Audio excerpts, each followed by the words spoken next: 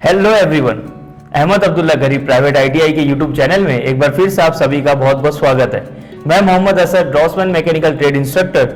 और जैसा कि हमने लास्ट वीडियो में देखा था, हमारा सेम टॉपिक पुली, इसके इंट्रोडक्शन हमने उसमें देखे थे कि क्यों जो है पुली को सिंपल मशीन कहा जाता है और किस तरह से वो ह्यूमन एफर्ट को कम करने के लिए इस्तेमाल होता है, चीजों को लिफ्ट करने में और पावर ट्रांसमिशन के लिए। तो वो वीडियो अगर आपने अभी तक नहीं देखा है तो सबसे पहले आप वो वीडियो को देख ले, ताकि आज के जो टॉपिक हम कवर करने वाले हैं, सिर्फ 3 पॉइंट आज भी कवर करेंगे तो ये समझने में आपको आसानी हो। तो आइए दोस्तों, जो आज हम टॉपिक कवर करेंगे पुली के, उसे एक बार हम देख लेते हैं। तो आज हमारे टॉपिक में सबसे पहला जो है वो है मटेरियल। पुली को बनाने के लिए जो मटेरियल यूज होता है वो कौन कौन से है। उसके बाद हम देखेंगे पुली के पार्ट्स, कि पुली में हम बेसिकली जो है उसके कितने पार्ट्स होते हैं, कौन कौन से पार्ट्स के जो नाम है वो पुली में कॉमन देखे जाते हैं। और उसके बाद हम आएंगे मेथड ऑफ फिक्सिंग पे। ये सबसे इंपॉर्टेंट है, क्योंकि पुली को किस तरह से शाफ्ट से या एक्सेल से आप बोले कि उसमें फिक्स किया जाता है, ये जानना बहुत जरूरी होता है। और ये बहुत इंपॉर्टेंट होता है कि पुली को अच्छे से रिजिडली एकदम फिक्स किया जाए। नहीं तो जब भी अगर आप देखेंगे कि ये वर्किंग कंडीशन में अगर लूज हुआ तो वहां पे एक्सीडेंट होने के चांसेस बहुत बढ़ जाते हैं। सो स्टूडेंट्स, अगर मटेरियल की बात करें तो उसमें है cast iron, steel, wood and plastic. ये सभी मटेरियल जो है इस्तेमाल किए जाते हैं पुली को बनाने के लिए। तो कुछ मैं आपको एग्जांपल्स दे देता हूं कि ये सभी मटेरियल्स आपको, ये मटेरियल की पुली आपको कहां देखने को मिलेगी, ताकि आपको याद रखने में आसानी हो। सबसे पहला मैं वुड की बात कर लेता हूं। लकड़ी का इस्तेमाल जो है पुली मैन्युफैक्चर करने के लिए या पुली को बनाने के लिए वुड कहां कहां इस्तेमाल होता है। बेसिकली आपने किसी मूवीज वगैरह में देखा होगा जिसमें थोड़ा पुराने टाइम में कुछ गांव वगैरह के जो कुछ सीन्स दिखाते हैं जिसमें एक कुआं होता है, या आपने कभी कोई विलेज साइड आप गए होंगे तो उसमें आपने देखा होगा कि वहां पे जो कुआं होता है, वो कुएं के ऊपर जो है एक पूरा स्ट्रक्चर एक लगा होता है, जिसकी हेल्प से, मतलब जिसमें बाल्टी डाल के हम जो पानी निकालते हैं तो उसकी हेल्प से हम इजीली निकाल पाते हैं, जिसमें सबसे मेन एक हमारा पार्ट जो है पुली लगा होता है, जैसा कि आप ये इमेज में देख रहे हैं। तो ये सबसे बेस्ट एग्जांपल है वुड को याद रखने में कि वुड वाली पुली जो है वो कहाँ इस्तेमाल होती है। नेक्स्ट, अगर हम प्लास्टिक वाली पुली की बात करें कि जहां पे प्लास्टिक यूज होता है पुली को बनाने के लिए, तो जैसे कि आप इस इमेज में देख रहे हैं कि प्लास्टिक वाली पुली जो है वो बहुत ज्यादा हैवी ड्यूटी पुली नहीं होती है। तो उसे जो है टॉयज वगैरह में या फिर छोटे डीवीडीज वगैरह में या कोई बच्चों के खिलौने में आपने देखा होगा, अगर आपने कभी बच्चों के खिलौने में जैसे ट्रक्स है, कार है, रिमोट कंट्रोल कार वगैरह होती है, उसमें जो मोटर्स लगी होती है तो उसके अंदर जो है छोटी छोटी पुलिस लगी होती है, जैसे कि आप ये इमेज में देख रहे हैं। और इसी तरह से जो है पुली, प्लास्टिक वाली पुली को व्हील के तौर पे भी यूज किया जाता है, जहां पे स्लाइडिंग वाले डोर्स होते हैं। वो डोर्स में बेसिकली आप देखेंगे कि नीचे जो व्हील लगे होते हैं वो भी एक टाइप की पुली जैसे ही होते हैं, जिसमें बेरिंग्स वगैरह का इस्तेमाल होता है। तो इससे समझ में आया कि जो प्लास्टिक वाली पुली है वो हमारी बहुत हैवी ड्यूटी पुली नहीं होती है, उसका इस्तेमाल हम जो है टॉयज वगैरह में या फिर जो है लाइट वेट स्लाइडर्स वगैरह में जो हम यूज करते हैं। तो जैसा कि हमने अभी प्लास्टिक वाली पुलीज देख ली है, और अब आगे बढ़ते हैं हम कास्ट आयरन एंड स्टील पुली पे। तो देखिए स्टूडेंट्स, ये जो कास्ट आयरन और स्टील की जो पुली है ये बहुत ही हैवी ड्यूटी पुलीज होती है, जहां पे हमको हैवी वेट लिफ्ट करना हो, या फिर जैसे कि हमने पिछली वीडियो में देखा था कि पावर ट्रांसमिशन के लिए भी हम पुली का इस्तेमाल करते हैं। तो जहां पे हैवी ड्यूटी मशीन्स वगैरह में अगर हमें पुली का इस्तेमाल करना है, फॉर एग्जांपल एक छोटा सा बेसिक एग्जांपल हम ले लेते हैं कि जैसे जो हमारी गन्ने की मशीन आपने देखा होंगे कि जो जिसके अपना शुगर केन का जो जूस निकालते हैं वो हमें दुकान ऐसे नॉर्मली जो है हम रोड पे भी देखते हैं। तो उनकी मशीन जो रहती है जिसमें मोटर लगी होती है और जो है नीचे काफी सारे गियर्स वगैरह भी होते हैं, उसके अंदर भी आप देखेंगे तो उसकी मोटर में एक हैवी ड्यूटी कास्ट आयरन की पुली होती है। अगर आपने नहीं देखा तो नेक्स्ट टाइम आप उसे कहीं ऐसी दुकान देखें तो गौर से वहां पे एक बार पुली को जरूर देखें।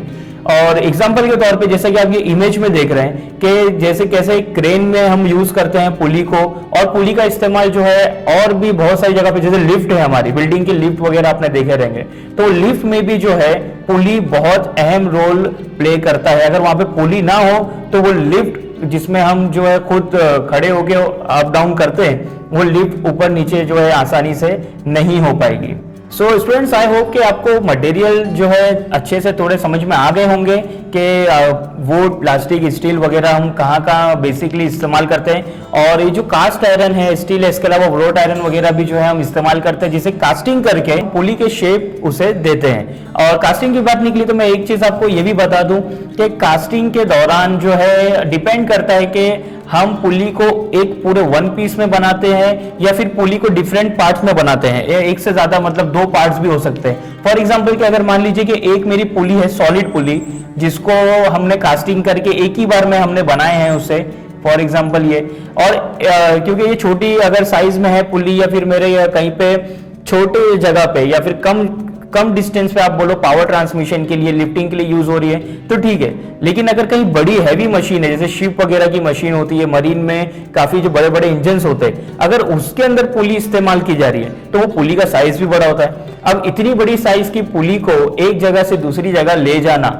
यानी ट्रांसपोर्ट में जो है बहुत ही प्रॉब्लमेटिक हो सकता है। तो वहां पे ये इतनी बड़ी साइज की पुली को कैसे ले जाया जाए, तो वहां पे क्या होता है कि पुली जो हमारी होती है, आपको मैं बेसिकली खाली एग्जांपल दे रहा हूं समझने के लिए, कि जो हमारी जो पुली होती है, ये पुली को हम क्या करते हैं, स्प्लिट कर देते हैं दो हिस्सों में मतलब यहां से इसे कट कर देते हैं फॉर एग्जांपल, और इसे दो पार्ट में या दो से ज्यादा पार्ट जैसी हमारी रिक्वायरमेंट हो, इसे एक जगह से दूसरी जगह हम मूव करते हैं। और वहां जब हम स्पॉट पे पहुंचते हैं तो वहां पे इसे जो है फास्टनर्स के जरिए, वहां पे नट बोल्ट वगैरह भी यूज होते हैं या जो भी चीजें फास्टनिंग में यूज होती है, उसे वहां पे असेंबल कर लिया जाता है। तो ये पुली जो हम स्पॉट पे पहुंच के उसे असेंबल कर रहे हैं, ऐसी पुली को हम कहते हैं स्प्लिट पुली।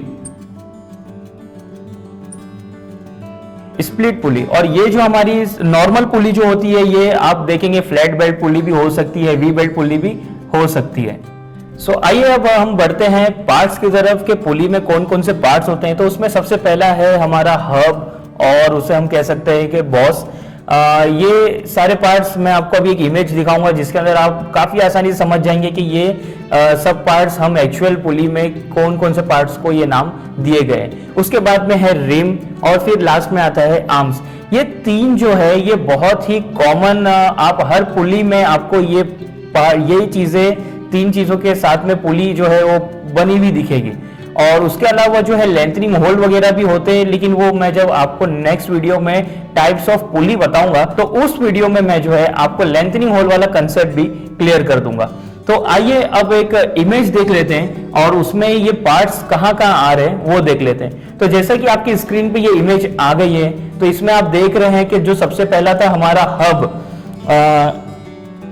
और बॉस, जिसे हम दोनों में से कुछ भी एक नाम से बोल सकते हैं। तो वो देख रहे हैं कि आप सबसे इंपॉर्टेंट हमारा पार्ट होता है, और उसके बेस से मतलब वहीं से हम जो है हमारे रिम हमारे आर्म्स कितने होंगे, कहाँ कौन सी डिग्री में जाएंगे, ये डिपेंड करता है।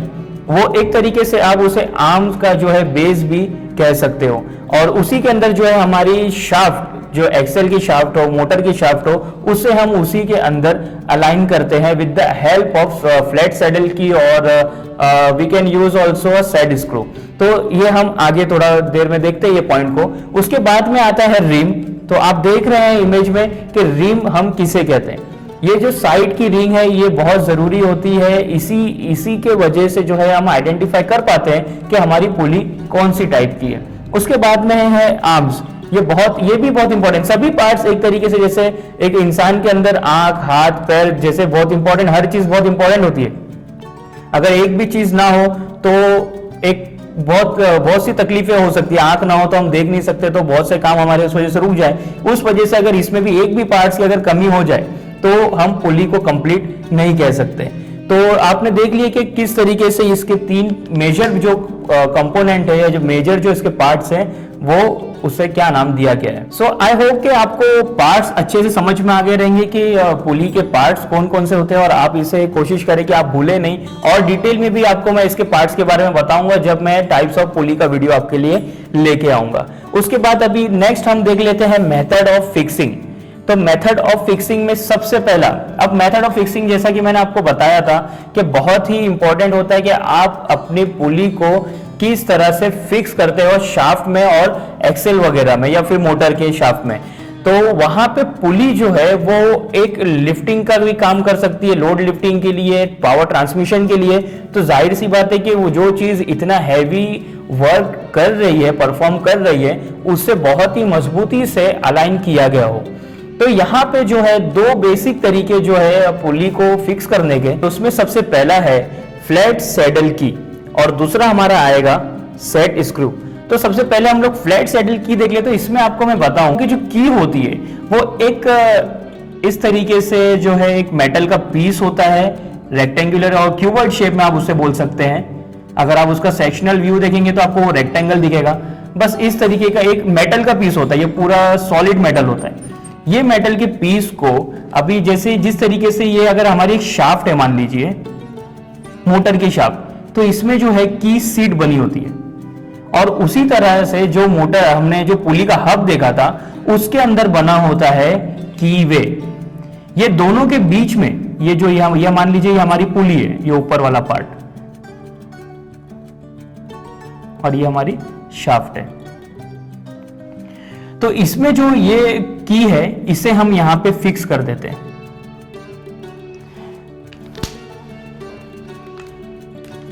एग्जाम्पल के तौर पे ये हमारी की हो गई और ये जो है की ये दोनों को एक तरीके से आपस में फिक्स कर देती है। और जब ये चीज हमारी मोटर की जो शाफ्ट है जब ये रोटेट होती है तो इसकी हेल्प से हमारी पुली भी जो है वो रोटेट होती है। उसके अलावा आता है सेट स्क्रू। मैं आपको एक इमेज दिखा देता हूं जिसमें आपको बहुत ही आसानी से क्लियर हो जाएगा कि किस तरह से फ्लैट सैडल की को अलाइन किया जाता है और एक सेट स्क्रू के जरिए किस तरह से फिक्स किया जाता है। तो जैसा कि आप अपनी स्क्रीन पे देख रहे हैं कि दोनों भी इमेजेस आपके सामने है, जिसमें पहली इमेज है फ्लैट सैडल की। तो इसमें आप देखिए कि किस तरह से जो है फ्लैट सैडल की का इस्तेमाल करके उसे पुली और शाफ्ट को अलाइन किया गया है। और वहीं जो नीचे आप देख रहे हैं कि सेट स्क्रू आप देख रहे हैं एक साइड में उसके लगा है और सेट स्क्रू किस तरह से दोनों को आपस में जो है फिक्स करता है।